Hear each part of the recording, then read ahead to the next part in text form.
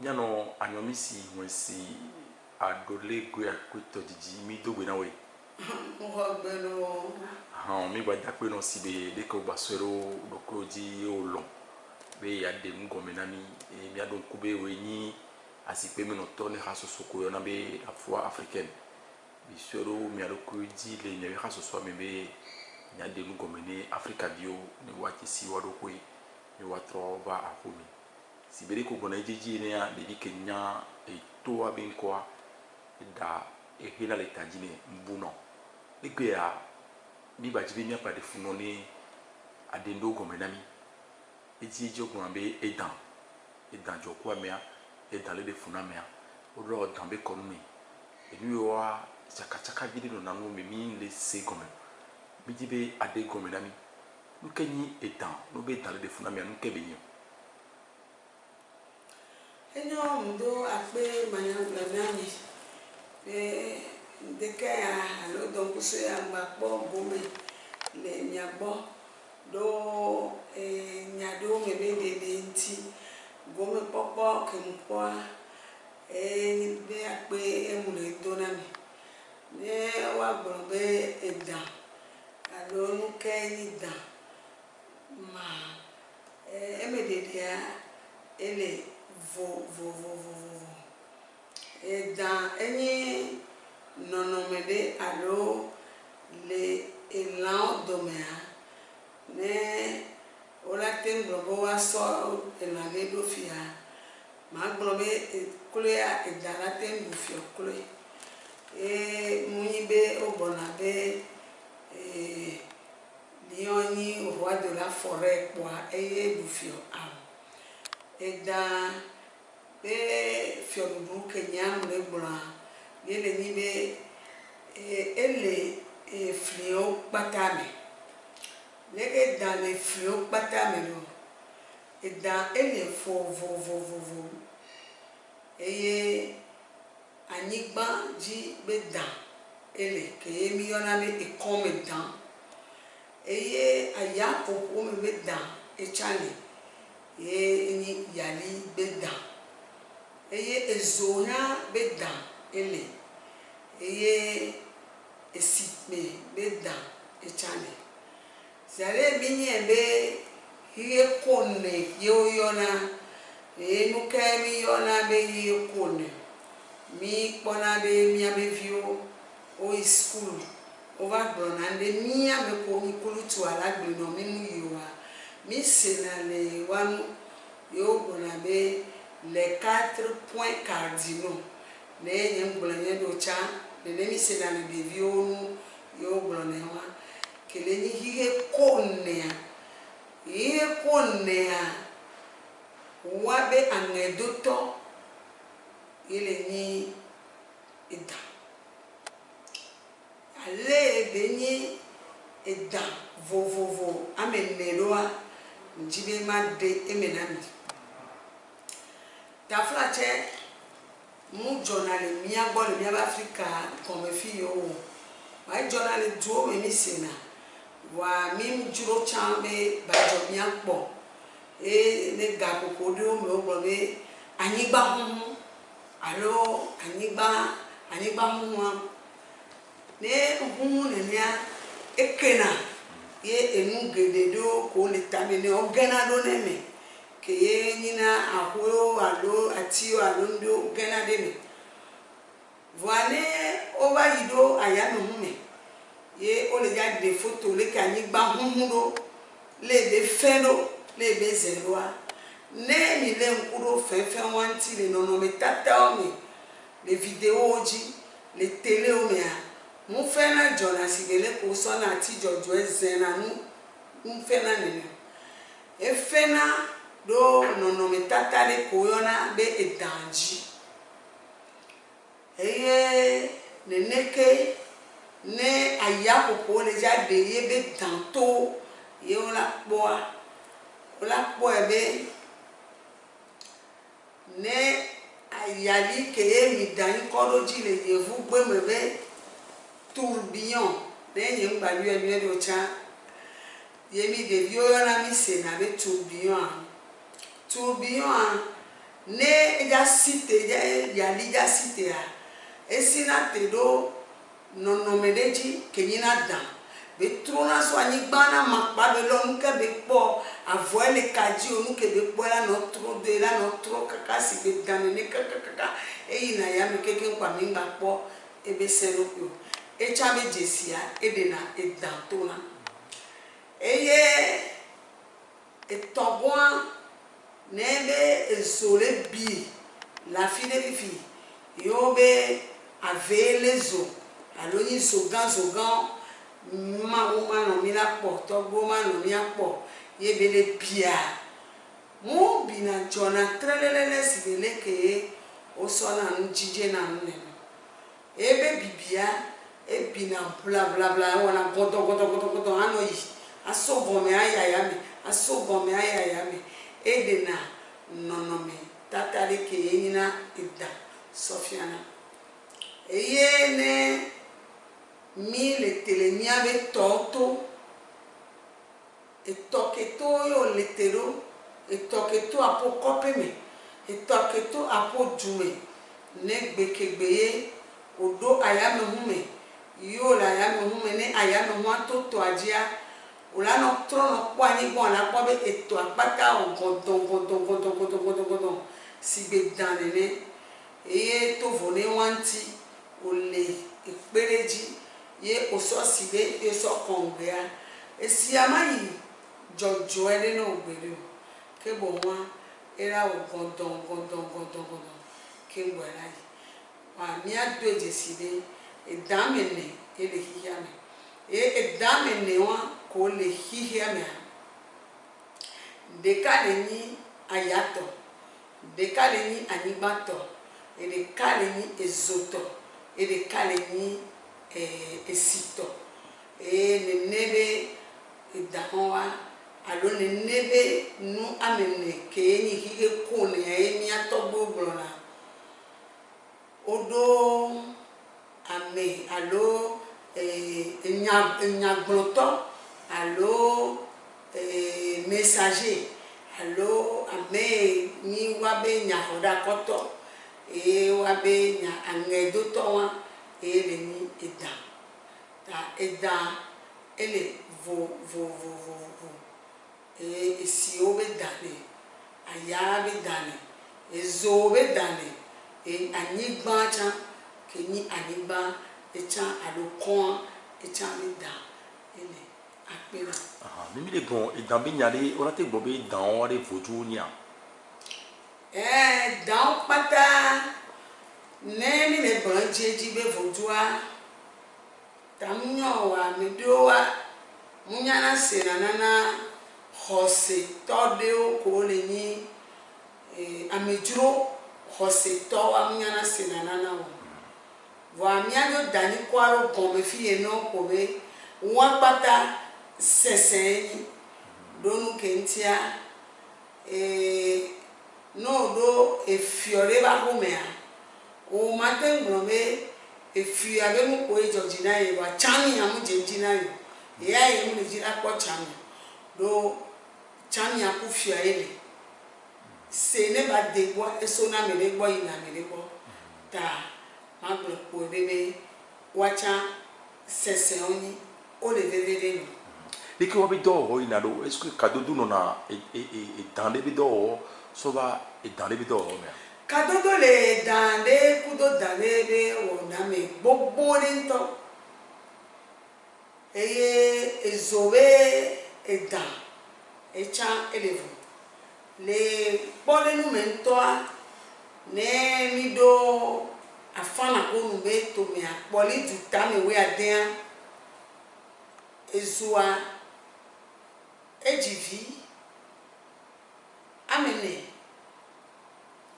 eye esia echado amene eye anyigba edo amene eye ayapopoa edo amene a tepe amene a ele we ade ele ni poli du ta we ade wa pata depe munya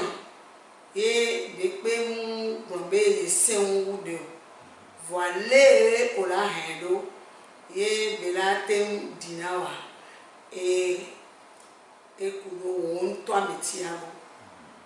si de ko glosade ya miano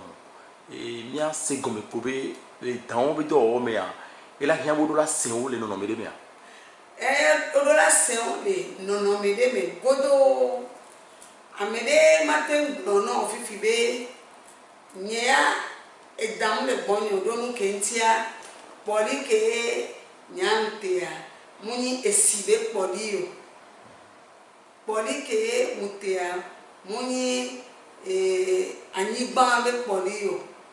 wa edam le bonyo poli opata be sanfea edaji ebe na yido alo hihianto kenyi hie konea na yido edaji wa nyikole wasi fovo leke ola jidevile ola do nyikole be kojo ola jiya me wachala nyinusu wala tokosi ola ba jamelia ela tokomi nene apwe budu da wacha alo sese ko mi den ko loji be da ole vode ole efrime ni se gomea e dans les amisia me bo amisia me jokudo e dans les amisia me jokuda mama amisia me joku e to me be da aya popo me be da e kon me be da e chani aya popo me to e chani ezo me to e chani ne mugblena minenia me mi po be alo gapopo ke me ejija to jaja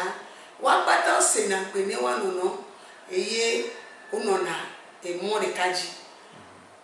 ne vodu e so alo to wono ele ja de kale ke ya musona le do sinu de na pe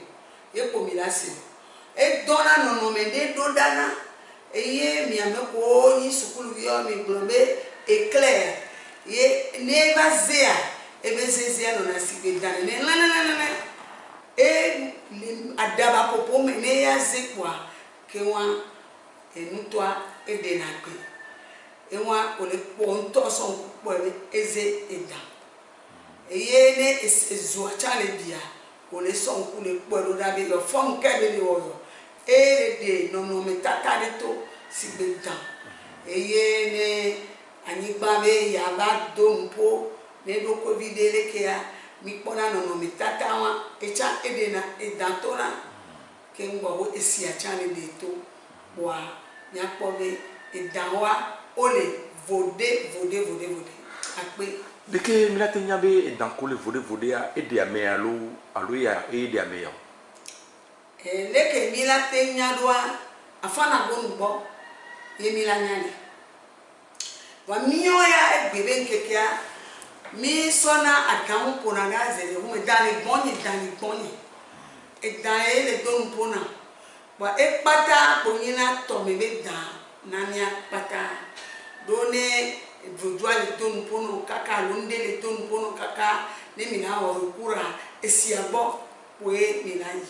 kakia amede le vifidevia ola dobe kengbo ola lea e konde ti oro le nele au konvo tude le kaka gbelere jina mi atogbe alo mi mama me konvo tude le ye boyo le okonu ale no e no wevo yo so situ aba 20 kwa ke wa esobe e ya e donc nya se no gome ya ebe a mu zeklo be chaka le no nu mele comme se o ne nu alo nya togbe be konu alo de konu wa o chaka mu le no me leke ogakia egbebe nkekea mia be video kudo mia mama yo video wonto pwe si tv yo ano nitaji ne yo ano panyiru eye kaka ogbe brobe vodu le bon pa ko ambola de su eye le nyatepe matro me nyake mu le bon ya ameke bo 65 alo 1965 kaka ba do be afidea ye onyi dan toa nu ke mu le bon ya pata me ko nya me gawa ola mo nti na ye ola nya be nyake mi le bon nyake pe matro donu kan ti o et dans pour les bomber et les bois mouyenni et pata yeso esime wa no ya fana gonu bois ye poli ke ye won toteba no do polia me yo polia ne eni esibe polia olana ne ole sevoye bebe ni ezobe polia ola gleno e ne anyiba be polia ola gleno ne ayapo pobe polia ola gleno kawa mea olanya edankele le powa alo olanya dankele powa e ne kola do alo ne doa ola do gapopodo mea eba hiana mi de na dana mi de voix ne oyafana go ngwala be ameya ke ngba mi la to e mu owa mi be ji amadanti be gome yola lele efiombe eso ayapopo de me edankele do mponi eso ayapopo de me wa egbe ya mi ngbagboro na nyawo pato egbe fifia ne opo dansile ye be do wa amora no bo be dansia dawo wa edansia mu de na kota danadechon enu kora be dansi et dansi ne onche vodu dimeti et danto tosu et danto o la singo domeno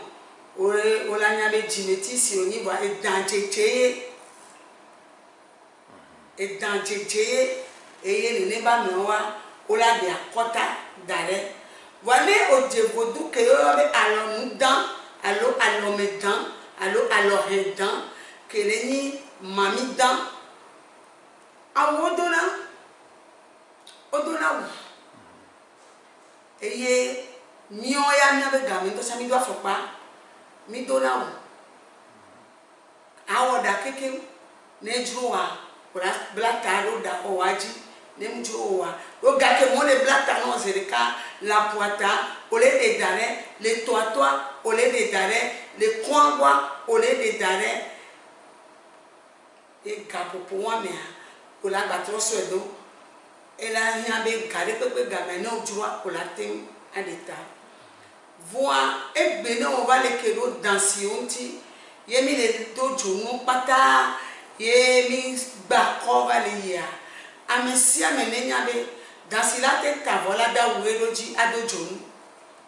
dansilate ndo awure dede voneni jimeti to eye kwe madu vone wo kaka vone wo wela dawo vone dansi le ye gbe mi ba le po ede amesia mi no po dansi egbe on jaje si o no po gevodu si on jaje si o gevodu ye bana ye egbe ya amesia mi de akota dare donu ke ntia gevodu ale gborobe ye be ya po ahun binu no ya po kaka po do mi no ken bola do e pa me odola de awu adidi avo akaka ahun bi la no se no boy olado e pa me le kapopo wa me e be ye po ele po un ke le podo mi na wa comme toka de ka po le vudo ato e ame ko le wota ame won ke po e ba le o ke vodu e ame won ke po e ba le o chamba ame won ke po ba ya pa la de ran be to me ya wa tuku kwa o de na mo ke kona de e odona ogbana ko e ono wa be achoruwa me wa e awdodo muni kone e dansi alo mami dansi apelo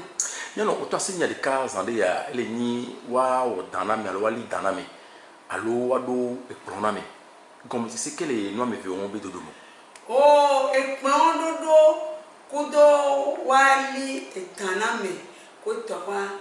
moye danle amesia me bokwaye amesia me poe orolali e dano le pode nu me ne ondo tepe wale le ko le ya wedo tepe orado ke ngbogola tubo ke ngbogola ba ni dano me nawe no mu do ele fi ko le wa kan ora do ele mi abe kope me yo la ele dano jino voa e jejia monu popo amtemba no na betosi be ba no te ne bajinu wali eda ne lo pa mi pata ba lo esu na ne be njo wa meko veve toi vodoa edeo wa jibe wa note wa webe doa lekebe amewa wawe yudona alonana ne vodoa le don pona lo sese wa le don pona wa ne affaire mi bonabe wado sinu pene do ne di sakaka ne ba echa ela nusile tepele majo excuse majo no yipo ela nusila file eye ne be ni mamida alo tomedan doa ne hia olado simpia olado ekpono wa ekpono de doa ele efline cha efline mami elevo edan levo wa edan la pume edan le tome apume dan etovo ne etome dan e ba to vene ave me be dan wa olado ekpono lo alolado simpiano selon le voduke afana gonu de tona wa wonto apo poli keye oso apo alovi boa eye le jade apo jojo me ato eye ne jojo me atoa no pledo kwa ngosebe ne jesua ela fa de kebenoa si de kolé de gomea miano anyomisi nya gombe obonabe aloye do lawe aloma aloya matin ou alo à France gombe aloyo lawe de kebenoa gombe se ke ono na wisi jantepe matroi ne bonboin va donc comme nous da melio boa amelio wa taflache e sona dolele vanam amelio wa ekpili bono o china ni ban amelio wa taflache e sona tagodono ye o de nanu danangbe on ba jenasi wa dokyo e dolele ele vovo amelio sona sando madano no o ma no dano gbere o enu ale vovovo wonne ko ikea ame be so ete be so amede ke ne ba me abe so be ko peroji la fain de kubo hwali loloji wonne ne ba me mu ve yin no vodo ale nti bo mpoli o ezu humali voye be so ke wa ne ame e be so eso ya sogbe be ya we wa me budu aswa mu sogbo matenwe wa ke bo wa ameto yi pona mi agbara be o npo na yin la si pe ojo wa mi ame budu ajo ba so mi ame vi be sese ajo ba so we wa ke wa o la troba ya fana gonu la troba no be oni tro so ame ya wa me wa ke be chan ela pone ne be noa mate kwe pato do no kentia ye ntoa mpoto le diam ba ola ba be o ne no tene pode e ke chanya ne gbon bata ela zupe ba ela la pode ala sociabe e bi o majelo ne mi we bata ela trope do e gamule e ala so na yin e ba zipeju ke ebe kwetepe ebe dalu loji kwa cheche akumela nyina mbeke ni yawe nene benyewa ke wa amdwa me wa mateba no tekaka be ne pewiye ya na pogala ba weto a boela ba wena wa ejejia enwanyi na ndeke mu bono eno na titipento ke oji nya chama be sere kai mpo ne be mpo wa ameke beswa ela amedoa onyina hunu won po na mapo won po na magbe mi antone mi do papa mi bona le vo pour de libération o do vous e bla do avo wa on po ne da se di gbane alo be ba te no wejuru wa e la so nya wan yin no ho e ye la no la no ko ne wa e ye podo la we no ho no be gbedede me la so lo dariji ke de vi wa ele sigbe amenovi e la so le no amenovi ne voa mu po libération va ezu amenovi eye la we akpe neno minya be bia madu be nyawo bale nani taflatie eye ndele kamere la wa amebuke tamu yo atile kule de comme vojo am devoir et la be yi kwela o de kebe dum ne be were he kebe la nyina meke wo de kebe komana o nyatepe madu be nya eya eba bosu ponto mblenje nkobe de vio keke wa o le nyitaji be yo le ja panyidu tutu gba wonto ke o npo soto wole le ole yo elono be azua ola po be jejia nene ba mo wa egbe kankan de no na nuna no egbe ayo fo pupi ke baze yemi le po mi no mi so mi no le darejia ola no bronya trama na me ano zua me ano bronyo amene pe mbro po be ezeyeye aye daga nunyo ezeyi bo chichie ese kokwa eyi nse tonto ke dana nu enu ke ya me le po ka ba do afile gbogbo yo baja ba po ya amejuro nku gan po na nu wa weto o ma te glo ye po nu yo ne obele chichitre be ye nyanya doe ye nya mesusu ye nyanya koko no panko do le we kaka kwa nende kele me nyale ya o la ba du voilà so ahen so po amekole o nwana wana ahen po amia munye po amia polo e po amia wa untocha tobia eleno ba enu de ka ku me ke mi de po le taflache mu bave nya fofo nya dada ko ni hosetoa mbave owa enu ke mi de po le pastor bo ye beni non me vo emi le po le pastor boa le bebe keke me ke de ko nu be nyale a eye po ba le ja no po eye po le ja po amede ke ne be sazo kale ne bla ne dara fi de pa ezu no amede ke ne oneje si do pa ela ja zu no amede ke be do pa la fi de su pa e ja zu no eno amu no ante ma ga te to te no nko ri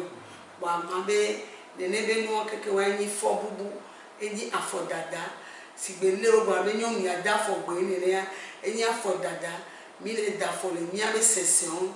nti le da pe et dans bi nyawo wo ba se mi le kan mi no anyomi si won si e lo de ndo gomena mi ke do gomena si se gan ne be dans le de funa mede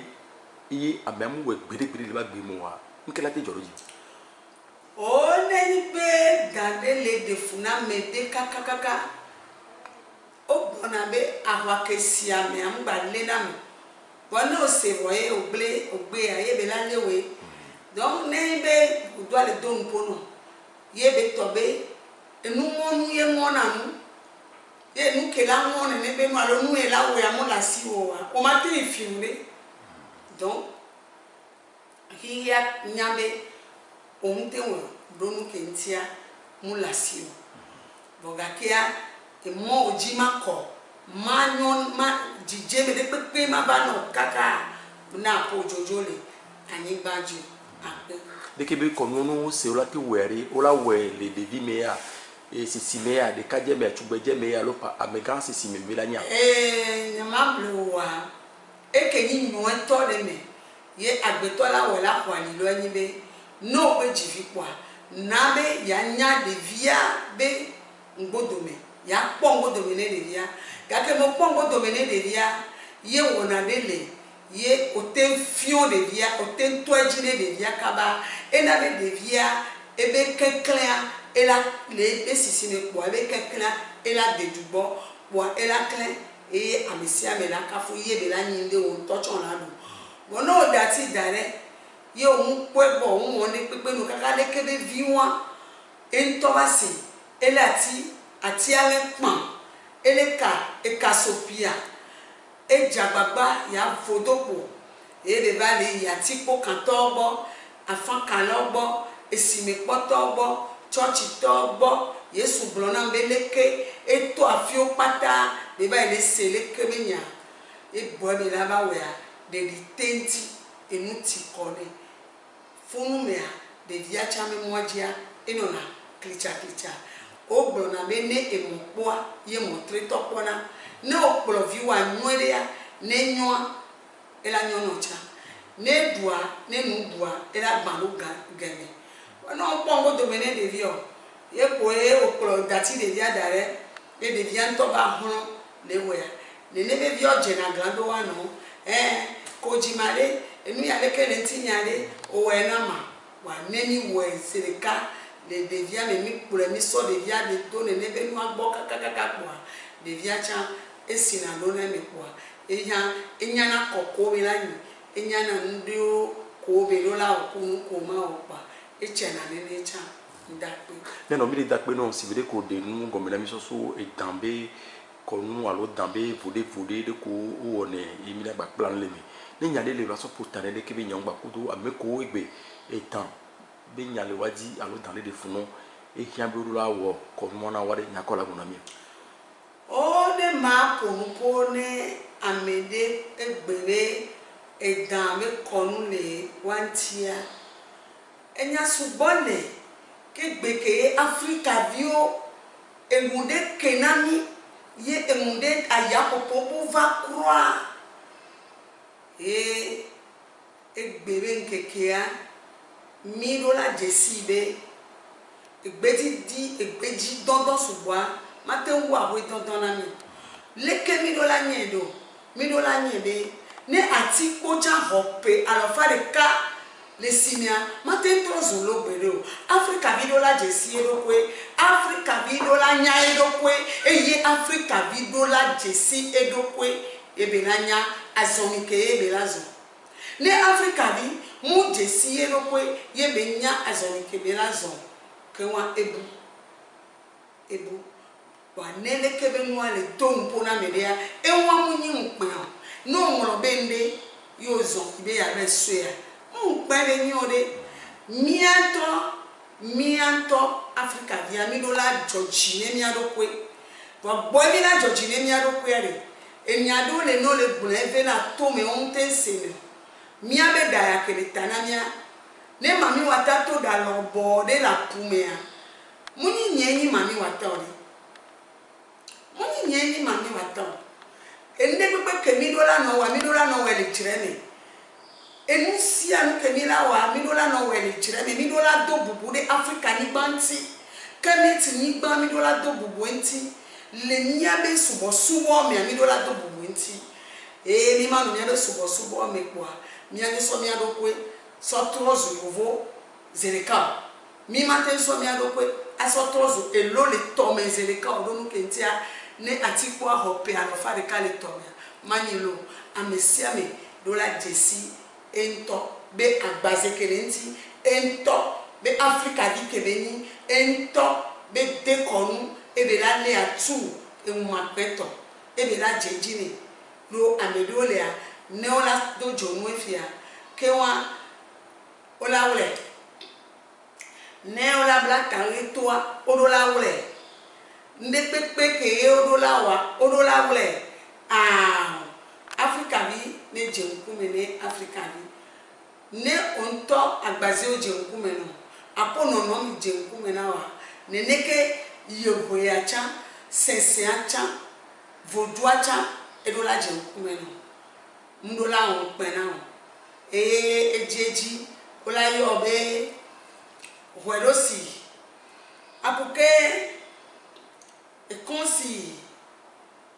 ni kokeye vodua sona kwa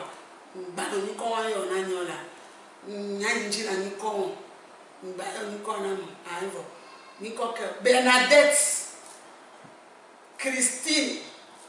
Josephine on to pola poe bele ni ko ke yele yo eyeme togosoa ni ko de enya Shivarana Ganesharana Ramayana ona be Lashmi